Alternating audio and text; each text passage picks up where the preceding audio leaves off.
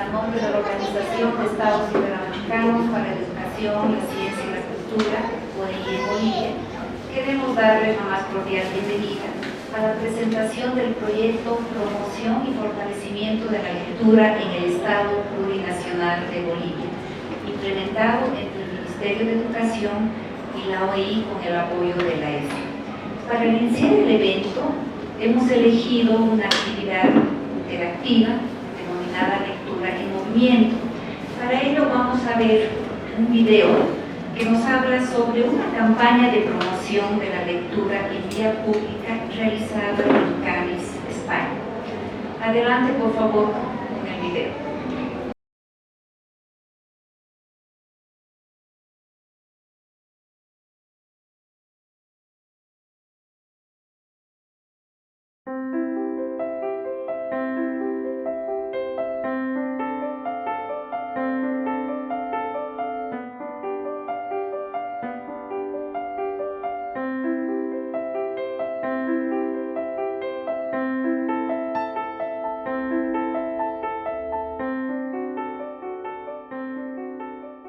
Bueno, uno de los argumentos y una de las pretensiones que teníamos siempre con el Congreso de la Lengua es que la ciudadanía se apropiara del Congreso, que hubiera una participación activa. Y dentro de todas las actividades que hemos ido desarrollando, estaba el programa académico, estaba el programa cultural, pero ha habido una actividad que ha destacado en cuanto a la proximidad, al acercamiento y a la participación ciudadana, ¿no? Esto ha sido Lectura en Movimiento, un proyecto que nos presentó la Organización de Estados Iberoamericanos y que desde el principio vimos que iba a funcionar, teniendo en cuenta también el tipo de idiosincrasia de la ciudadanía gaditana, y sabemos que ha sido un exitazo, que la gente se ha implicado, que se escuchaba poesía con mucho respeto, que se leía poesía, y esto era necesario porque para nosotros que se transfirieran conocimientos y que se transfirieran saberes a través de la lectura era una de esas pretensiones, ahora sabemos que ya cumplida. Se traiciona a la desesperación si se pide auxilio. Porque el que pide, espera. Se reniega de la soledad manifestándola. Porque lo que es expresado se comparte. Se contradice el silencio si se explica. Y aun si no se explica. Porque el silencio, si se le atiende, habla. La experiencia de Lectura en Movimiento me ha parecido una iniciativa maravillosa. Me ha encantado ver cómo entrábamos en un autobús aparentemente en el que reinaba el silencio, que solo se escuchaban los motores y a lo mejor alguna persona escuchando música, y ver cómo se iban arrimando a nosotros, iban prestando atención, se iban acercando. La verdad es que es una sensación de calor que te envuelve y que ojalá se repita, porque es muy bonito, y os doy las gracias. Dame algo más que silencio o dulzura. Algo que tengas y no sepas. No quiero regalos exquisitos. Dame una piedra. No te quedes quieto mirándome, como si quisieras decirme que hay demasiadas cosas debajo de lo que se dice. Dame algo lento y delgado como un cuchillo por la espalda. ¿Y si no tienes nada que darme? Dame todo lo que te falta. Pues es maravilloso poder ir en el autobús escuchando poesía y literatura de forma tan amena y nada, que poco que decir, más que gracias. Un placer y a seguir. Ojalá estuviera en la calle todos los días y en el autobús. Serían los viajes mucho más amenos.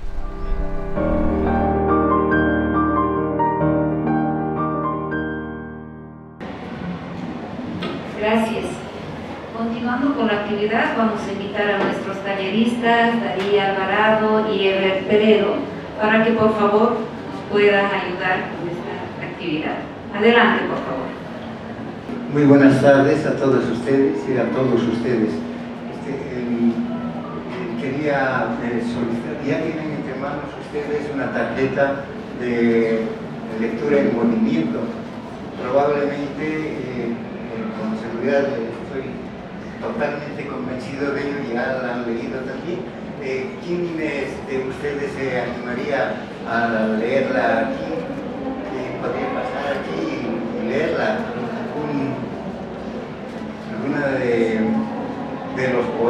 o alguno de los cuentos que van en las tarjetas. ¿Quién tira la primera piedra? Por favor, podría...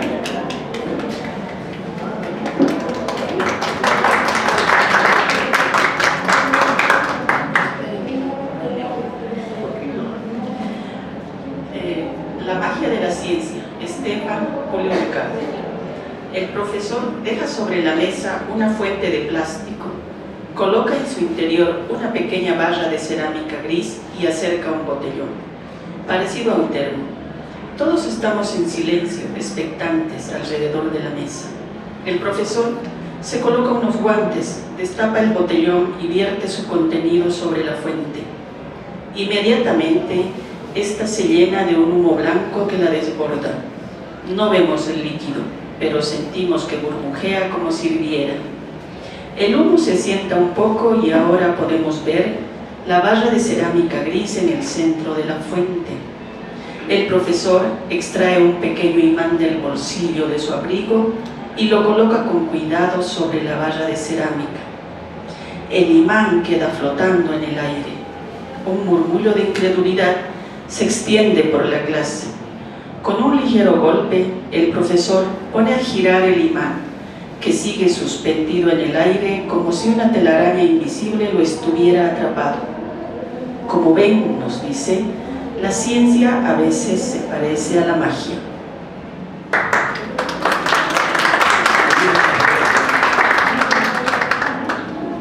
¿Qué les ha parecido? ¿Les ha gustado? ¿Les ha preocupado? ¿Les ha inquietado? ¿Alguien podría hacer algún pequeño comentario? Sí, por favor. Gracias. No, me pareció un cuento muy bonito y bastante inesperado, ¿no? Porque, no se sabe muy bien qué podíamos esperar que iba a pasar, pero definitivamente no que se quede ahí flotando en el aire, ¿no? Entonces es lindo cómo los cuentos nos pueden hacer soñar y cambiar un poco nuestra forma de pensar, ¿no? Gracias. Bien, gracias. ¿Alguna otra persona más? Sí, por favor. Gracias. No, sí, iba a comentar exactamente lo mismo. A mí me generó mucha expectativa. No sabía cómo iba a ir, cómo se desarrollaba. Y luego después, ya al final, me pareció una relación y un final interesante para lo que no habíamos estado escuchando. Gracias. Sí, por favor, Lourdes. Gracias, buenas tardes. Bueno, creo que ha sido una lectura rápida, clara y con un mensaje muy concreto, ¿no? Que la ciencia se parece a la magia. O sea, no ha sido una lectura agotadora, cansadora, que da muchas vueltas y concreta. Que la gente quiere saber cuál es el mensaje. Me parece muy bueno. Gracias, Lourdes. Sin embargo, desde su subconsciente ha debido funcionar ese recuerdo que tenemos a veces por los estudios escolares, etcétera, de que la ciencia está, más bien ha intentado a lo largo de la historia de la cultura alejarse de la magia, ¿no es cierto? No sé si tienen algún comentario al respecto. Porque eso les ha debido funcionar a todos, porque eso es lo que tenemos en nuestro subconsciente como información que la hemos ido arrastrando en los años de escolaridad, ¿no? En realidad, en los últimos tiempos, la filosofía y la psicología ha descubierto que el ser humano tiene dos formas de conocimiento. Un conocimiento el que usamos todos los días a través de los sentidos y que luego también podemos crear racionalmente otros conocimientos. A este conocimiento lo llaman discursivo o lógico. Pero al lado de ese o junto a ese, porque funciona al mismo tiempo, solo que nosotros intentamos aplacarlo, apaciguarlo o ponerlo aparte, es el conocimiento no discursivo. El conocimiento no discursivo es el que se manifiesta a través del arte, a través de los sueños, los mitos, es la religión, Por eso es que ahora está surgiendo una revalorización del mito, por ejemplo, ¿no? Como una forma de conocimiento. No sé si tienen algún comentario al respecto. Por supuesto, les puedo mencionar, por ejemplo, los estudios de Susan Catherine Lange, una filósofa y psicóloga norteamericana, que está haciendo un trabajo muy interesante revalorizando el arte desde los surrealistas, ¿no? Que han revalorizado el sueño sobre todo, ¿no? Todo el mundo onírico. Bueno, para dar la oportunidad a que otra persona pueda dar lectura a su tarjeta, solamente me quedaría comentar rápidamente que Julio Ricardo Esteban es un escritor argentino que nació en una pequeña ciudad en la Córdoba de las Serenatas, en la Argentina, ¿no? Luego siguió estudios de física y también hizo estudios de educación superior. Y él ha estado dirigiendo un movimiento que se llama Poetas por Poetas. Han hecho varias publicaciones, han logrado reunir a 50 poetas y resultado de esas experiencias se han publicado revistas, etc. El señor Esteban ha publicado, entre ustedes tienen además otros 2 cuentos que seguramente con mucho deleite ustedes van a poder verlos. Buenas tardes, este es desde El Salvador, es el nido de Alfredo Espino. Es porque un pajarito de la montaña ha hecho en el hueco de un árbol su nido matinal, que el árbol amanece con música en el techo, como que si tuviera corazón musical. Si el dulce pajarito por entre el hueco asoma, para beber rocío, para beber aroma, el árbol de la sierra me da la sensación de que le ha salido cantando el corazón. Gracias. Muchas gracias.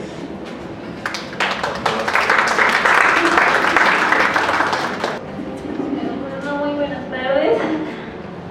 Con respecto al poema, no me ha gustado mucho porque lo he interpretado como que el pajarito fuera el alma del árbol, ¿no? Porque a través de él relucía vida, ¿no? Vida en movimiento.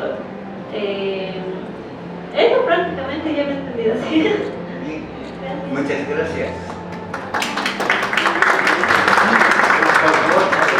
Por favor. Buenas tardes. Lo más interesante es ver la relación, la simbiosis que hay entre el pajarito y el árbol, esa conexión, ¿no? Bien, gracias. ¿Alguna otra persona más? Ustedes probablemente hayan realizado estudios. Aristóteles es el responsable de haber separado los objetos y las cosas, ¿no? Él, claro, por un procedimiento de tipo metodológico, lo que hizo, introdujo el método del análisis. Y el análisis consiste en ir disgregando las partes de un todo para estudiarlos en forma más cuidadosa, ¿no es cierto? Pero Aristóteles tenía el cuidado de que luego del análisis había que hacer la reconstrucción de ese todo, porque si no quedaba así disgregado, ¿no? Entonces, el método inductivo y el método deductivo, en ese sentido, van juntos. El método de análisis y el método de la síntesis van juntos. Solo que nosotros, por fuerza de la costumbre, a veces nos quedamos solo en el análisis y no reintegramos otra vez los elementos, las partes del todo, ¿no? Eso es lo que pasa. Mi profesión, soy agrónomo y vivo en el campo, en el área rural. Así. Y tenemos árboles de eucaliptos, grandes eucaliptos. De ahí los pajaritos vienen, todo tipo de pajaritos. Ahí tienen su vivienda. Y yo, en mi parte, con la edad que tengo la obligación de comprar arrocilla y separar el arrocilla para alimentarlos. También tengo agua para dar agua de beber. Y luego tienen su vivienda en los árboles. Pero en la mañana siguiente, a las 6 de la mañana, empiezan a cantar. Entonces hay un pájaro que se llama el chihuahua. El chihuahua canta para cuando va a llover. Y si no llueve, no canta. Entonces es una especie de un parámetro que el CENAMI no toma en cuenta. El CENAMI es una institución que informa acerca del cambio climático. Pero la naturaleza, el chihuahua, también es una especie de un informante acerca del cambio climático. Es interesante observar eso. Eso con mi comentario. Muchas gracias. Bien, gracias. Sí, en el sur de nuestro país, al chihuanco, es decir, al mirlo en castellano, le llamamos chulupía. Hay una canción que dice así: cuando brota una bella flor, yo le canto mi canto de amor, como cantan las chulupías al aire sus canciones de amor. El señor Alfredo Espino, es muy importante que ustedes tomen en cuenta la vida que él ha tenido. Él procede de una familia de poetas y educadores, tanto la mamá como el papá son poetas y educadores. Eso es muy importante cuando nosotros andamos en el trabajo de la enseñanza de la lectura, de la escritura, etc. A veces tropezamos con la dificultad de que los estudiantes no lo logran o no logran encariñarse con los libros, todo eso. La pregunta aquí es, ¿en la casa leen? ¿Alguien lee? De ahí se puede deducir de que si en la casa no lee nadie, es muy difícil que los niños algún día lleguen a ser buenos lectores, porque nosotros los seres humanos aprendemos por imitación, ¿no? Bien, eso les comentaré de Alfredo Espino. Él es salvadoreño de una región del occidente de El Salvador, ¿no? Esteban Julio Ricardo, atracción fatal. Cuando la conocí, yo estudiaba literatura y ella física. En abril, al cumplir un mes juntos, me explicó que nuestra atracción tenía un comportamiento similar a la ley de Cole. Cuando nos alejamos, se atenúa, me dijo, pero es más intensa al acercarnos. Su magnitud depende del cuadrado de la distancia que nos separa. Me pareció fascinante. En mayas eran las responsables de nuestra atracción. Comprendí la indirecta. Entre nosotros constantemente saltaban chispas. En junio, pronóstico, tendremos que distanciarnos o terminaremos destruyéndonos como un electrón cayendo en espiral sobre el protón en el modelo atómico de Rutherford. Hace un mes, en los postulados de Bohr, encontré una solución para reconciliarnos. Ahora me mantengo a cierta distancia. De vez en cuando me alejo y acumulo la energía necesaria para eliminar nuestra relación. Hemos logrado un equilibrio estacionario. Gracias. ¿Ustedes saben lo que es el equilibrio estacionario? ¿No? ¿Juran que no lo saben? No, no llevas. El equilibrio estacionario es el que guardan los planetas cuando giran alrededor del Sol, por ejemplo, ¿no? Entonces a veces se alejan del Sol, a veces se acercan, ¿no? El amor es más o menos así, ¿no? A veces alguien cree que incluso la distancia más bien acrecenta el amor. Otros creen que la distancia mata el amor. ¿Alguien quiere hacer algún comentario? Sí, por favor. Hay familias que dicen que cuando se alejan del viaje de distancia, dicen, de lejos más te quiero, cuando estés cerca, menos. Sí, suele pasar. Muchas gracias. Sí, ¿alguien más quiere comentar? Sí, por favor. A mí me ha sorprendido esta metáfora con el tema de la física y incluye varios conceptos, pero lo ha puesto como poesía, eso me gusta mucho. Sí, bien, gracias. Sí. ¿Alguien más?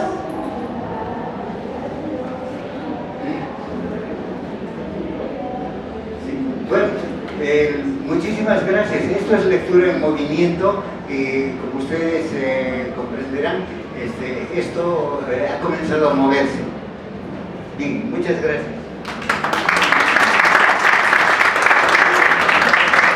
Argentina pudiera ser de Alfonsina Storni. Pudiera ser que todo lo que en verso he sentido no fuera más que aquello que nunca pudo ser, no fuera más que algo vedado y reprimido, de familia en familia, de mujer en mujer. Dicen que en los solares de mi gente medido estaba todo aquello que se debía hacer. Dicen que silenciosas las mujeres han sido de mi casa materna. A bien pudiera ser. A veces en mi madre apuntaron anteojos de liberarse, pero se les subió a los ojos una honda amargura y en la sombra lloró.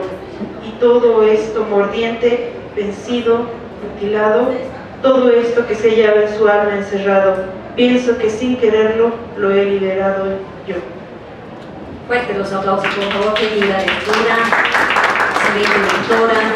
¿Qué podemos decir al respecto? ¿Qué se apuntan en los poemas? ¿Qué se apuntan en los textos? ¿Qué es lo que anota el escritor? Lo que... A ver, ¿quién quiere decir? ¿Qué apunta el escritor?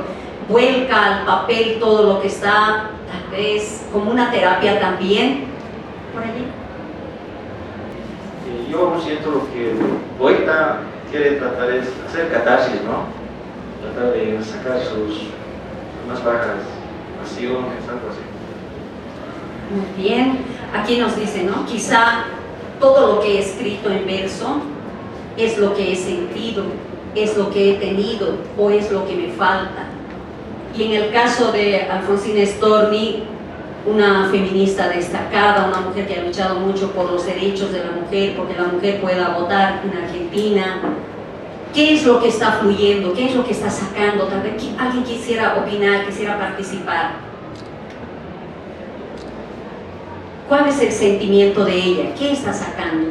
¿Qué ha sucedido de generación en generación, de mujer en mujeres? El que las mujeres estén...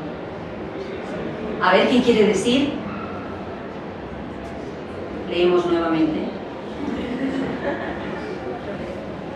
¿Alguien más quiere participar?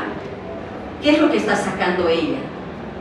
Lo que tienen dentro muchas mujeres, ¿no? Porque dice, se ha dado de generación en generación, de mujer en mujer. Incluso su madre, en algún momento, dice, había abierto los ojos y estaba viendo un poquito mejor la situación, su realidad, pero no, se ha quedado a llorar y se ha quedado en silencio. Esa situación, ese silencio, ella dice, lo he liberado yo. Entonces, a través de mis versos, a través de mis textos, posiblemente esté anotando, esté sacando lo que tengo, o lo que me ha faltado, o lo que nos ha faltado. Y la escritura es también una terapia, ¿verdad? ¿Alguien quiere decir algo al respecto? Ya, entonces yo quisiera compartir un poquito cómo Alfonsina Storni había vivido una vida tan azarosa desde que era pequeña. Ya a los 10 años había comenzado a trabajar, y es que la vida del autor también influye en sus textos, ¿no? Y en la visión que tiene del mundo, además, para volcarlo en el papel. Ella había comenzado a trabajar en un negocio que sus padres emprendieron, lavando platos, llevando comida, pero este también fracasó. Y entonces más adelante, ya a sus 12, ella había comenzado a escribir, y escribía ocultas, escribía escondidas, con ese miedo de que le puedan criticar, y su madre le descubrió. Su madre vio su trabajo y le dijo, no hija, esto está muy triste, tan melancólico, ¿por qué? Si la vida es linda. Y más tarde ella dice, a mí me han querido mostrar a fuerza que la vida es linda, cuando ella ha vivido otra cosa, por el sistema, por el tiempo, por la época en la que vivía, ¿no? De menosprecio a la mujer, de falta de libertad a la mujer. La mujer no era bien vista, la mujer no votaba, la mujer no podía escribir, apenas se le permitía, dice, escribir poemas, unos cuantos poemitas, pero no, ella también era columnista. Y así pues la vida de Alfonsina Storni había sido bastante complicada. Más tarde se enamoró de un hombre casado, quedó embarazada, el hombre no quiso hacerse cargo del niño, ni de la situación, ni de nada, entonces ella se fue hasta la ciudad de Argentina para trabajar por su hijo. Pero ha estado golpeada en repetidas oportunidades y siempre dice la muerte ha estado alrededor de ella. Sus mejores amigos, Horacio Quiroga, por ejemplo, se había suicidado. Su padre, desde ya cuando era pequeña, había muerto. Alcohólico su padre. Entonces la vida la ha estado golpeando una y otra vez, la sociedad y la idiosincrasia de ese tiempo también. Y la salud que se le merma a ella, ¿no? Porque padece cáncer de mama. La operan y después de la cirugía todavía hay que seguir con más tratamientos. Y ella decide ya no continuar. Es una elección, ¿no? Y pues decide dejar su vida en las aguas de las playas y al día siguiente encuentran su cuerpo. La voz de Alfonsina Storni ha sido la voz de muchas mujeres deseosas de gritar su inconformidad, deseosas de gritar que quisieran un mundo más equitativo. Y aunque se ha avanzado tanto, todavía estamos viviendo esto ahora, ¿verdad? Se ha avanzado mucho, pero todavía estamos viviendo esto. Entonces, ¿qué nos queda hacer? Todavía hablar más. Y dice, feminista no es la mujer que, bueno, empieza a entrar en esta política, empieza a leer mucho de esto, no. Simplemente feminista es la mujer que puede elevar su voz y que puede reclamar. ¿Qué dice? En principio les agradezco a ambos por tan lindas reflexiones, a ustedes por su participación tan activa, muchas gracias.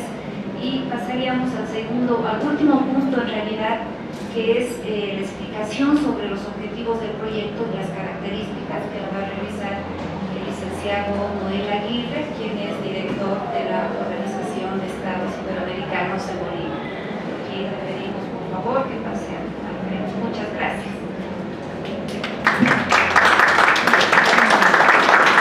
Bueno, yo voy a presentarles el proyecto Promoción y Fortalecimiento de la Lectura en el Estado Plurinacional. Y tiene algo así como un apellido, se llama Bolivia Lee. Primero, permítanme 4 ideas básicas que van a orientar y todo lo que han estado haciendo también los compañeros. Fíjense, aquí hay 4 frases que nos van a mostrar lo que es el proyecto en términos más de enfoque, etc. El primero es que buscamos una lectura que sea autónoma y crítica. El mismo proyecto dice que los estudiantes desarrollen o fortalezcan este hábito por propia iniciativa, que no se lea porque alguien te dice lee, ¿no? Y a gusto además que vayan pasando de leer el significado literal. Ahora que han visto las tarjetas, muchos han leído solamente decodificando, alguno posiblemente ni se ha preocupado por entender. Entonces la mayoría de nosotros leemos solamente las líneas, hacemos decodificación de la lectura. Pero dice, ahí por detrás está un autor español, que dice que además hay que deducir, hay que inferir los sentidos del texto. Por ejemplo, podríamos decir, ¿por qué Alfonsina escribía este tipo de poesías? ¿Qué sentido tenía? ¿Por qué se quejaba de las cosas? ¿Por qué le ponía tanta emoción? Etcétera. Allí hay que comenzar a pensar todos esos elementos cuando uno lee. No solamente dice, aquí dice la casa y punto, sino tiene que tratar de inferir lo que uno tiene como concepto.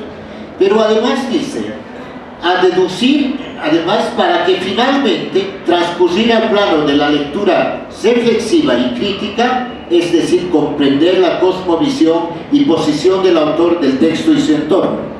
Tanto Eber como Daría, ambos les han estado explicando quién era el autor, cómo vivía.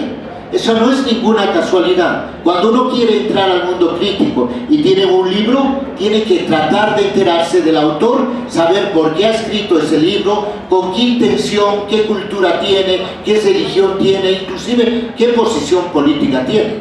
Ahí vamos a comenzar a ser críticos en torno a lo que es la lectura. Y entonces con el proyecto queremos que no se lea solamente la línea, se lea entre líneas y se lea detrás de las líneas. Ese es un tema muy importante que ojalá ustedes también puedan desarrollar todo eso. Pero además dice que hay otra frase, y esta es una frase de un escritor muy famoso, Jorge Luis Borges, y él dice, el verbo leer, fíjense, el verbo leer, como el verbo amar y el verbo soñar, no soporta el modo imperativo. Es decir, no se lee por imposición. No se lee como tradicionalmente se hace. ¿Sabes qué? Tienes que cumplir tu tarea, tienes que leerte este libro, un mes, vas a resumir, etc. Y encima copian un resumen de por ahí y ahí acaba todo eso. Se tiene que llegar a una fase donde se lea por gusto y de manera espontánea. Y es parte de nuestra vida. Y esa es la intención que podamos conseguir con el proyecto. Pero además, ahí está otra frase de Virginia Zavala, que es una profesora de de un colegio de Perú, y dice: no hay una manera esencial o natural de leer y escribir. Los significados y las prácticas letradas son el producto de la cultura, la historia y los discursos. Todo lo que leemos tiene que ver con alguna historia del autor, y ustedes también leen desde su historia, desde su cultura, pero hay veces que no nos damos cuenta de eso. Por lo tanto, leemos de manera muy ingenua, no reconocemos lo que quieren decir y uno no entiende todo lo que se está desarrollando, y ahí hay que entrar a la lectura crítica, a la lectura más espontánea. Y finalmente, algo que dice varios autores, pero con un mexicano que se llama Juan José Arreola, dice: si no lees, no sabes escribir, y si no sabes escribir, no sabes pensar. Es fundamental la lectura. Muchas personas dicen: ¿y cómo escribes vos? Yo no sé cómo, que te admiro porque escribes y escribes bonito, escribes bien. El mayor secreto de escribir es leer, leer, leer. Inclusive más allá de las reglas gramaticales, de saberse ciertas formas de escritura, uno lo que va a desarrollar su escritura es a través de la lectura. Entonces, paso previo para lo que es la escritura es la lectura. Veamos ahora lo siguiente. Entonces, en base a esas ideas, se hace el proyecto. El proyecto es fruto de un convenio interinstitucional que se firma entre el Ministerio de Educación y la Organización de Estados Iberoamericanos. El año pasado, en marzo del 2022, se hace toda esa firma. Y ahí se pide que se haga una consultoría, se hagan entrevistas, se investiga de manera documental, se realiza un taller y se elabora una primera versión del proyecto.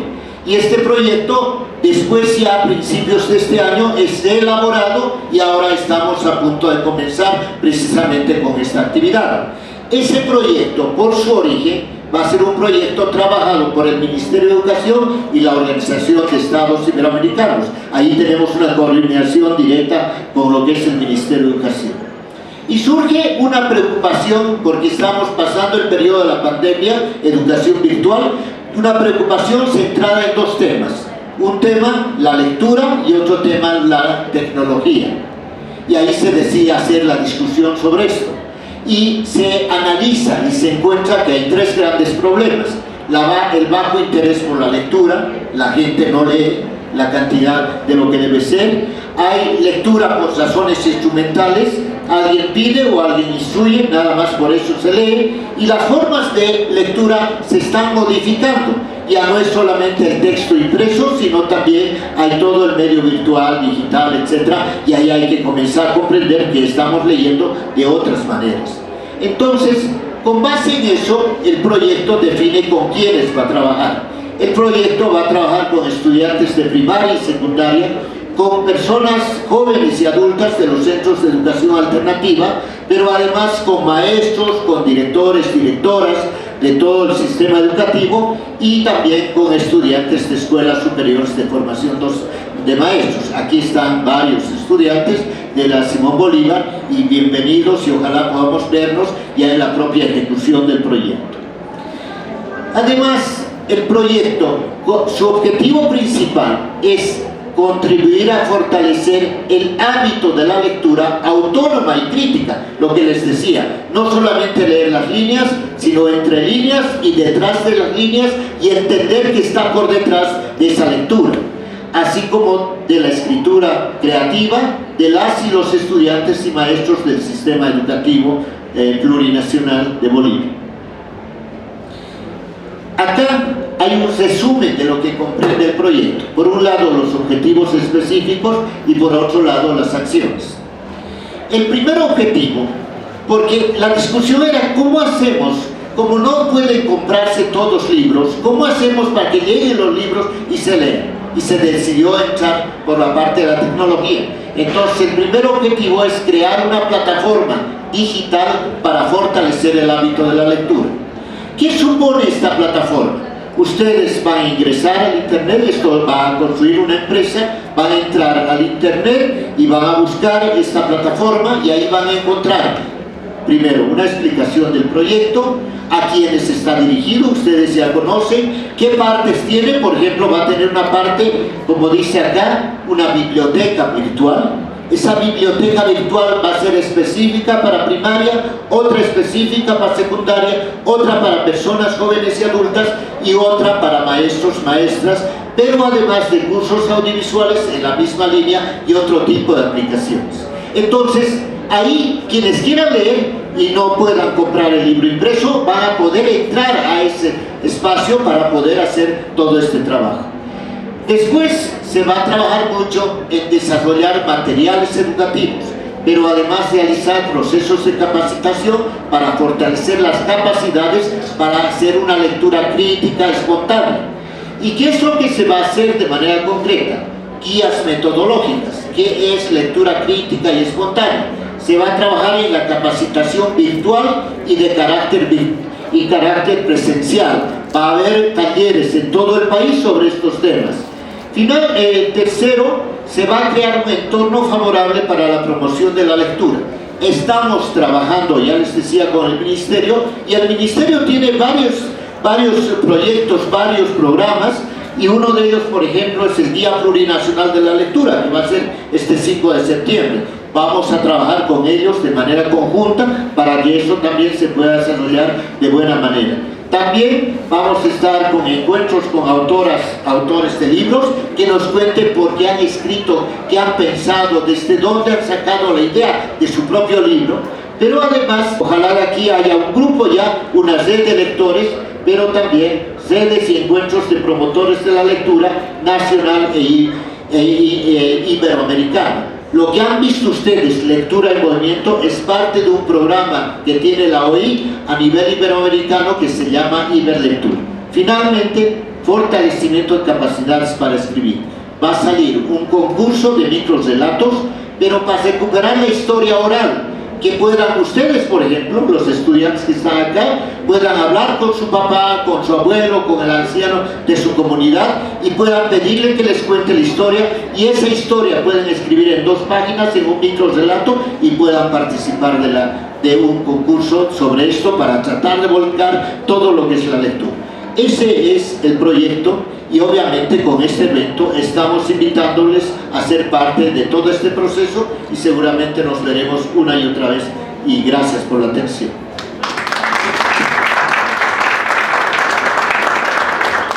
Muchas gracias, licenciado Aguirre, por esa importante explicación que nos hizo. Es realmente bien sustancial todo lo que nos ha transmitido de manera tan resumida.